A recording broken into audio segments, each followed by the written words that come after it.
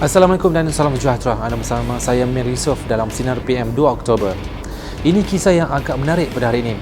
Pemimpin pembangkang Datuk Seri Anwar Ibrahim dilaporkan sudah menyerahkan nama wakil rakyat yang menyokong beliau kepada Yang di-Pertuan Agong. Pengarah komunikasi PKR Ahmad Fahmi Muhammad Fazil berkata, Anwar telah menghantar surat kepada Al-Sultan Abdullah dan memaklumkan perincian berkenaan sokongan yang diterima beliau.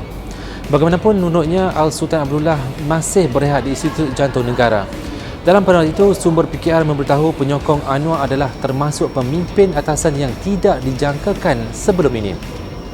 Ketika negara berdepan penularan wabak COVID-19 yang kembali meningkat baru-baru ini, Ketua Pemuda UMNO Datuk Ashraf Wajidi Dusuki menggesa Presiden PKR Datuk Seri Anwar Ibrahim menangguhkan hasrat mengambil alih Kerajaan Persekutuan. Dalam satu kenyataan, beliau berharap bakal PM dan PH dapat tangguhkan dahulu hasrat untuk menggerakkan agenda menukar kerajaan yang boleh membawa kepada pembubaran Parlimen dan PRU 15. Ia benar kesan itu kerana beliau berkata utamakan dahulu keselamatan rakyat yang sedang berhadapan risiko gelombang ketiga penularan COVID-19. Menurutnya lagi, Anwar perlu mengambil iktibar daripada apa yang berlaku di Sabah apabila pilihan raya negeri diadakan sehingga mencetuskan penularan wabak.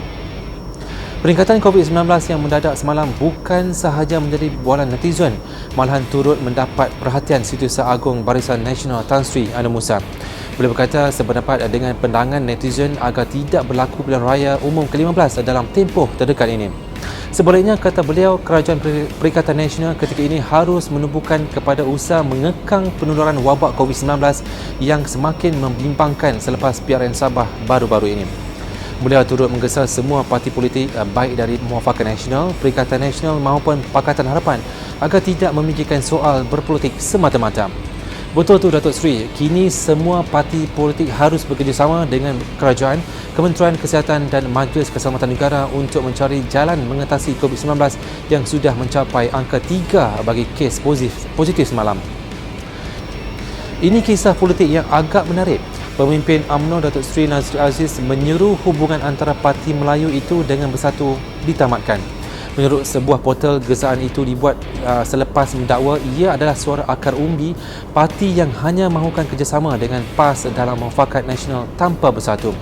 Perkembangan ini menyusuli gesaan timbalan Presiden Datuk Seri Muhammad Hassan kepada Presiden Datuk Seri Ahmad Zahid Hamidi yang meminta beliau memberikan pedoman kepada parti selepas PRN Sabah.